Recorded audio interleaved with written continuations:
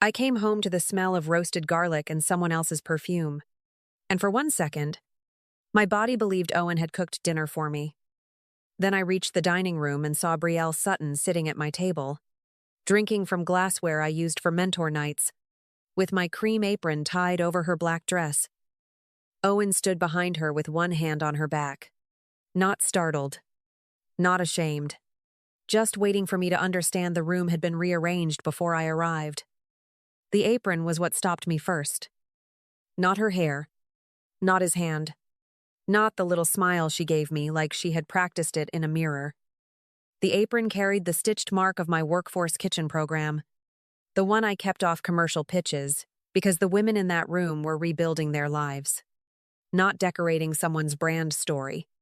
Beside Brielle's wineglass sat a tasting menu printed with Sutton Ware at the top and my program logo tucked underneath it. Small enough to look tasteful, clear enough to look approved. Owen lifted his chin before I could speak.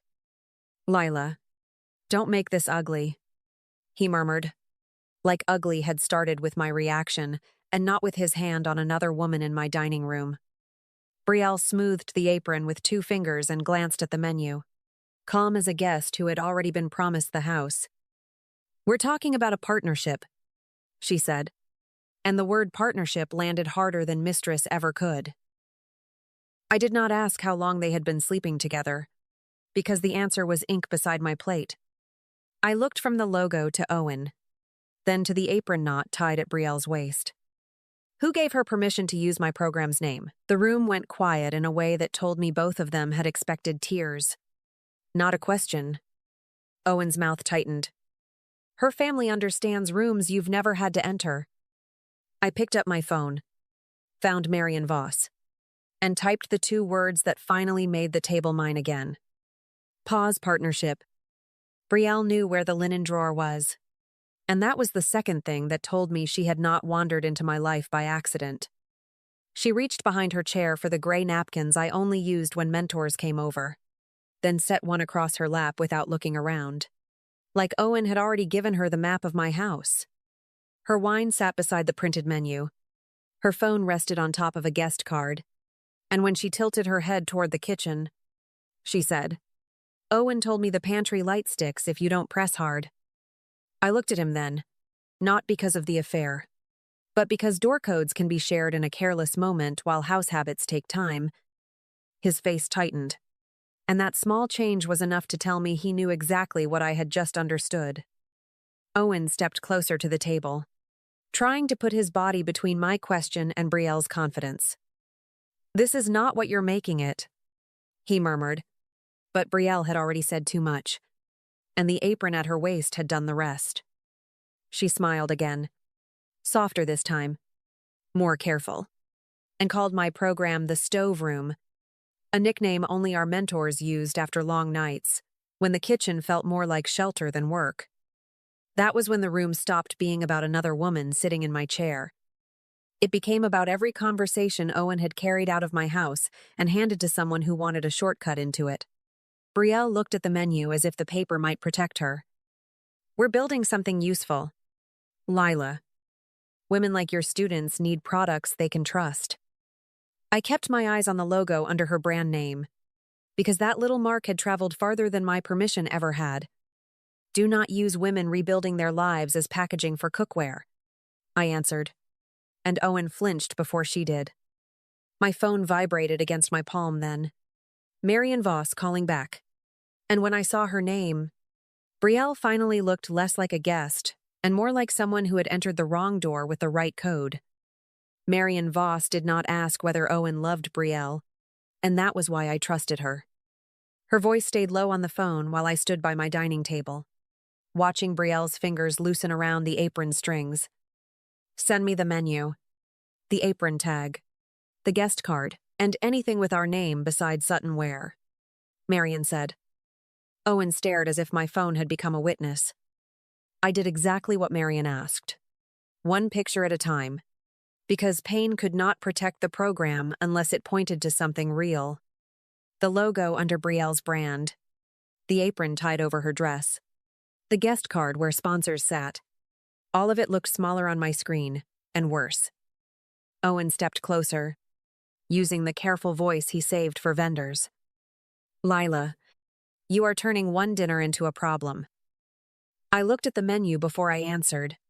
No, you already did. Brielle stood, but she did not leave.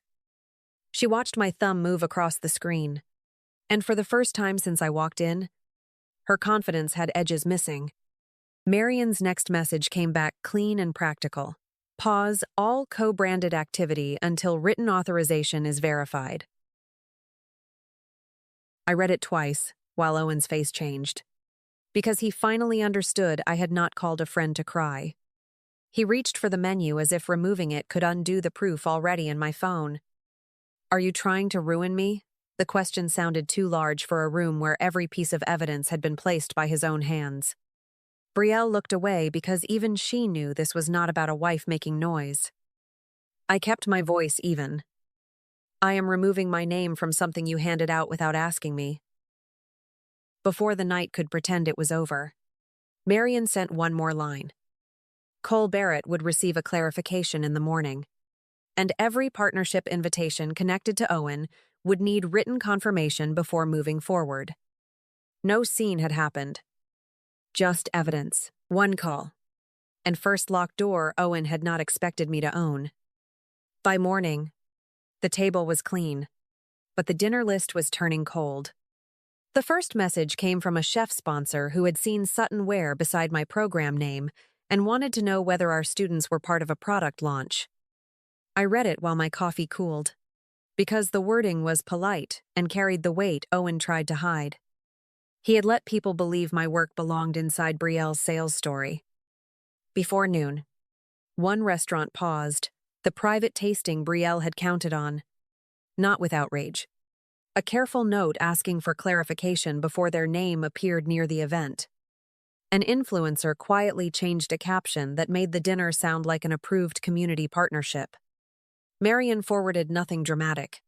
Only confirmations that our logo was not authorized for Sutton Ware materials.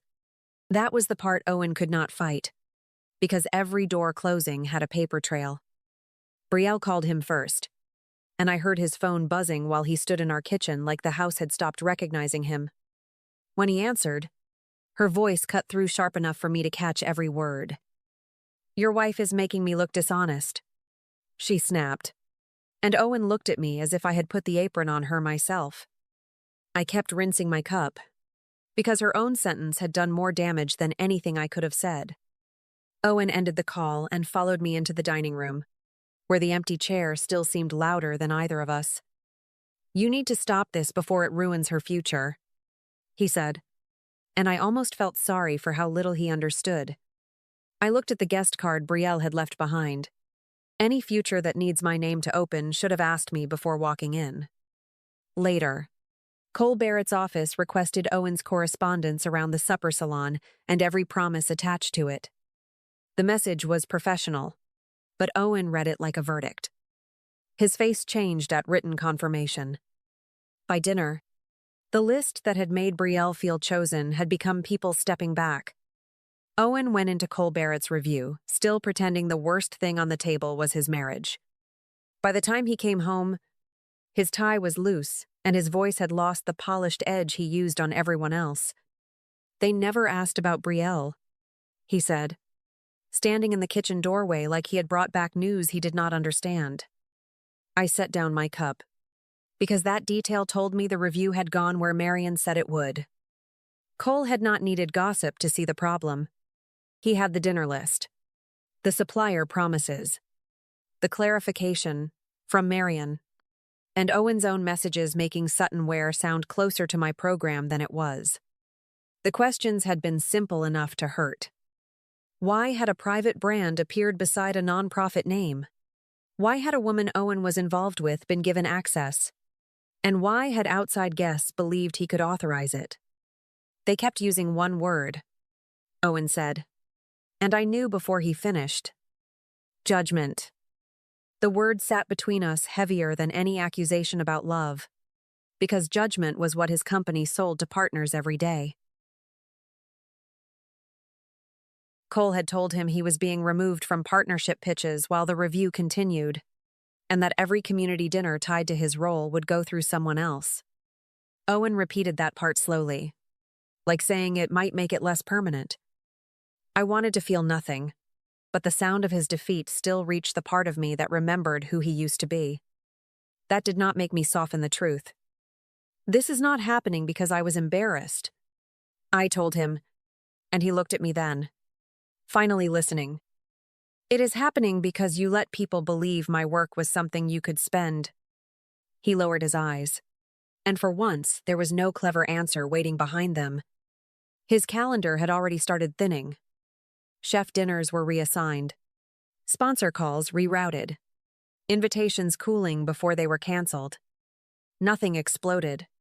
The life he built on being trusted simply stopped trusting him back. I did not leave that week, because leaving in anger would have given Owen something simple to argue with. Instead, I started with quiet things. The cookbooks my mother had marked in pencil, the ceramic bowl from the farmer's market, the thank you cards from women who had learned to stand through dinner rush. Owen watched boxes appear in corners, and every label frightened him more than Cole Barrett's review had. He could explain policy to himself, but he could not explain my life moving out. Elise Warren came over with coffee and did not ask for details I was too tired to repeat. She stood in the dining room, looked at the empty place where Brielle had sat, and her face hardened before her voice did. How long have you been making the smallest version of yourself comfortable for him? I wanted to defend the years. The good ones. The man who once knew how I took my coffee. But the apron folded on the chair answered first. I found a small apartment near Reno, with clean morning light, and a kitchen barely wide enough for one person to cook without turning sideways. It was not impressive, and that was why I wanted it. No sponsor chairs. No borrowed guest cards. No man walking in with someone else and expecting the walls to forgive him. When I signed the lease, my hand shook, not from doubt, but from the weight of choosing myself without asking anyone to approve it.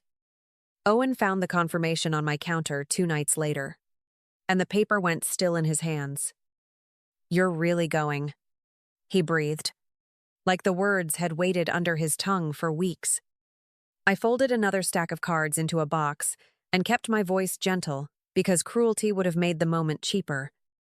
I'm not leaving to punish you. I'm leaving because staying makes me keep shrinking.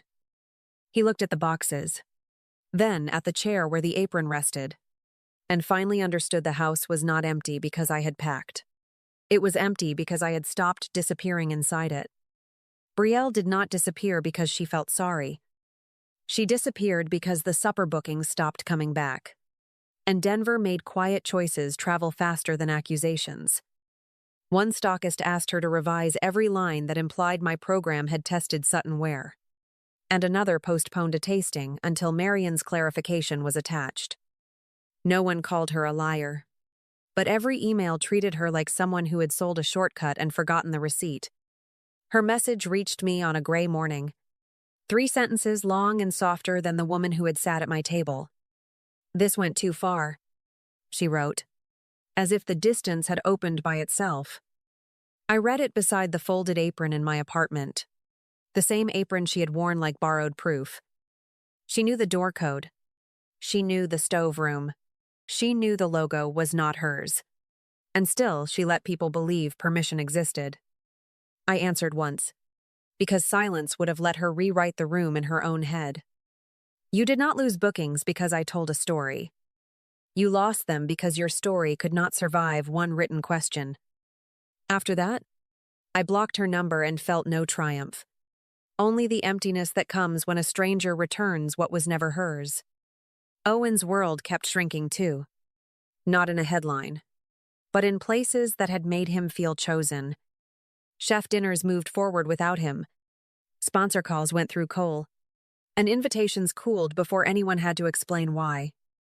He was not ruined, but he was no longer trusted with the kind of room he used to enter smiling. That difference cut deeper than shame could have. The apron stayed on the back of my chair until Marion asked me to bring it to the next mentor dinner. I almost said no, then ran my thumb over the stitched mark and understood why it mattered. Brielle had worn it as access, but the women in our kitchen had earned it as belonging. When I tied it around my own waist again, I did not feel replaced. I felt returned.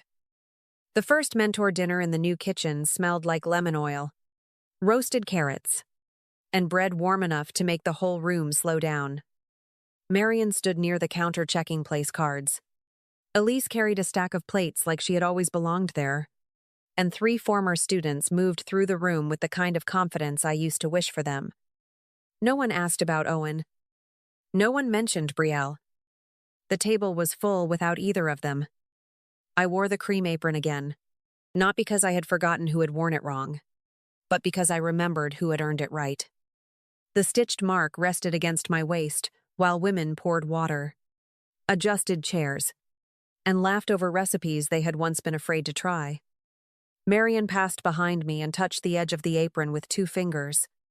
"This table feels like you," she said, and for the first time, I did not look around to see who else needed to agree. Owen sent 1 email before dinner began.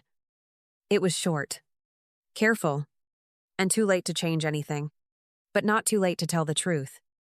He wrote that he finally understood how easily he had treated my name like a door handle, something to grab when he wanted entry and ignore when he was already inside.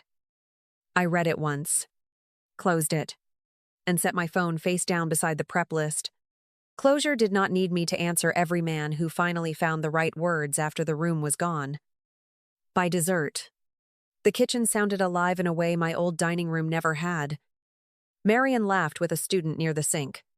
Elise corrected a crooked candle, and I watched a woman who once shook during introductions explain plating to someone newer. I still missed pieces of the life I thought I was building, but missing something did not mean returning to it. Some grief becomes quiet when your hands are finally busy making something that belongs to you. If this story felt familiar, I hope you remember this part most. Peace does not always arrive loudly. Sometimes it looks like a smaller table, a cleaner key, and 1 honest breath in a room where you no longer have to shrink. Share your story below, and stay close to what lets you feel whole again.